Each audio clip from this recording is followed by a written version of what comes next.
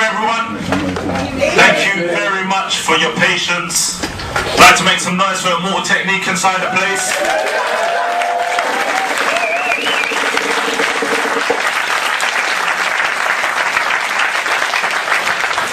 I'm sure there's not many of you here who don't know what Immortal Technique's all about.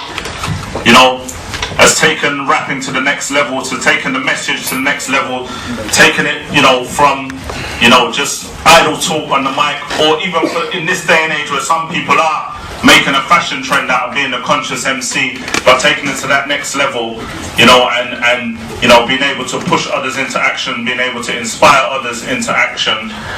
Today we're privileged before Immortal Technique's concert tomorrow to have him here, you know, to engage in discussion with you guys, to engage in questions. So I hope none of you guys are going to be shy out here, because if you haven't got nothing to say, then boy, I don't know why you came. You know, so you know, for me it's about, you know, when you open your mouth, do you have something to say? You know, and that's a very important thing in this day and age, because there's a lot of things happening in the world of entertainment, a lot of things happening in music where people are, you know, given a platform to say something and often aren't saying anything. So without further ado, I'd like to open the floor to Immortal Technique himself and see if you had anything to say. Yes. Check. Yeah. First of all, I'd like to say thanks to this university and to the people that organized this for enabling me to come to speak to you. I try never to act like a Louis XVI with the people that are my supporters and ignore them as if they don't exist, because a revolution is a constant communication, a constant change, a constant updating of our ideals, a constant challenging. And I think that, you know, as long as we keep a respectful discussion, we shouldn't be threatened by different people's ideas. We shouldn't find that so scary that we feel the need to obliterate them, to wipe them out, or destroy their culture or their belief system. But unfortunately, that's exactly what's happened to people that have had different opinions or a different political structure that they've wanted to maintain over the years. Oppression, unfortunately, continues all over the world, whether it's political repression, whether it's economic repression, whether it's political terrorism, whether it's religious terrorism, whether it's state-sponsored economic terrorism.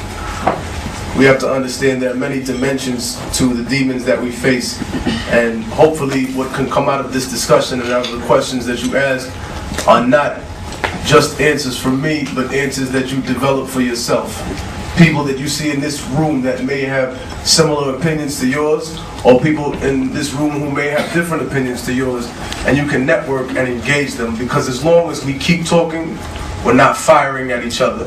We're not attacking each other. We're not trying to kill each other over the most ridiculous of ideological disagreements or the most serious issues in the world that face us as a people. So I invite you to please share your thoughts, you know, and to be respectful of other people's questions, as well as to give me the ability to give you a complete answer to whatever you choose to ask me. All right? Thank you very much. Immortal Technique. I'm from Harlem, New York. And I appreciate very much the opportunity to be here. Peace.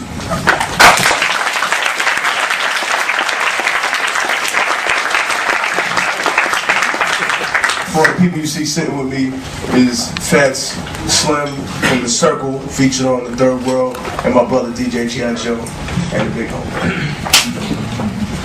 Thank you.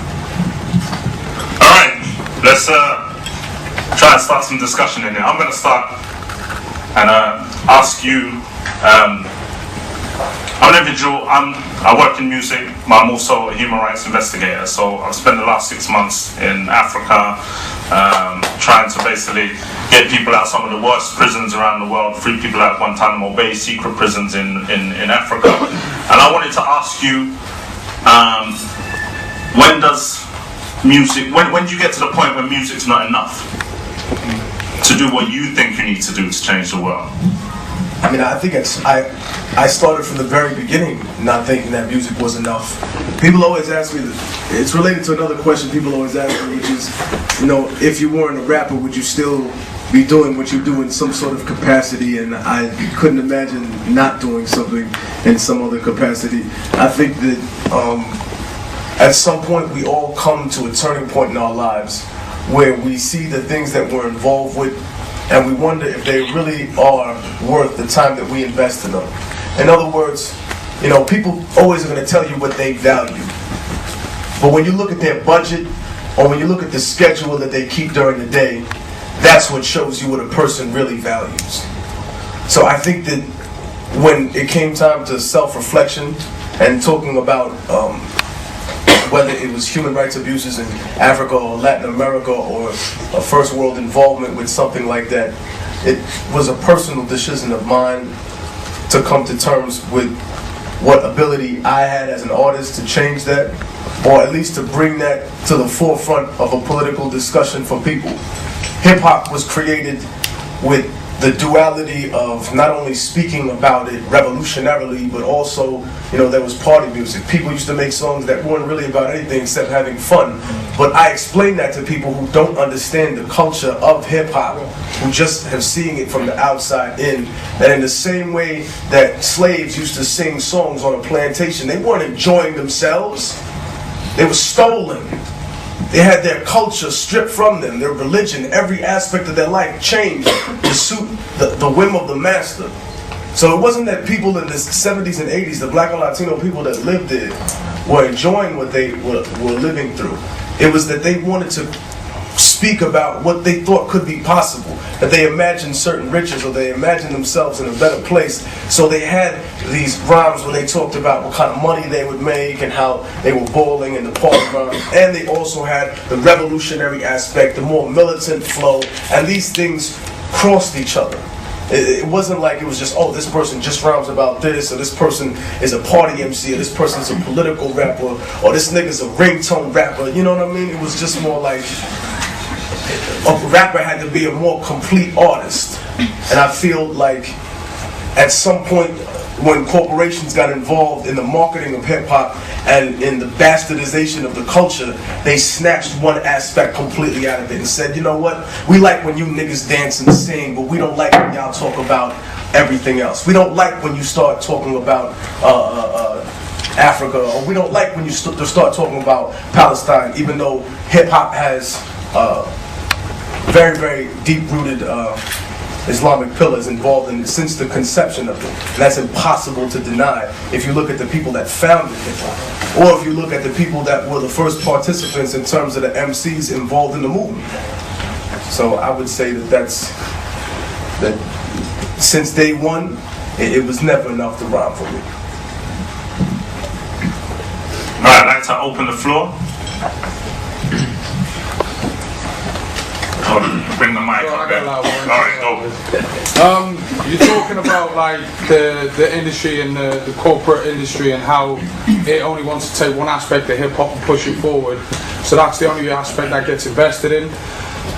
Pretty much Fall of the Majors is due anytime soon, and to be honest, I'm glad for it. But that brings up a whole nother aspect of if there's no money invested in you, and the reason for the Fall of the Majors is down to piracy and shit like that. That must affect what is essentially your pie is a smaller pie than the corporates have got, but therefore it must be hit more directly by downloading and stuff. Like, how do you feel that affects you?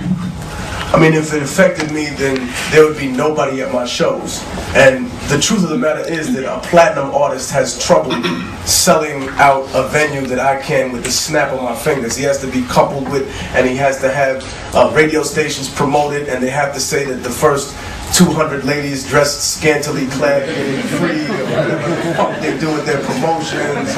Or they gotta be, you know, drink specials there, and such fuck of a DJ is gonna be spinning, and it's this bum's party, whatever, you know.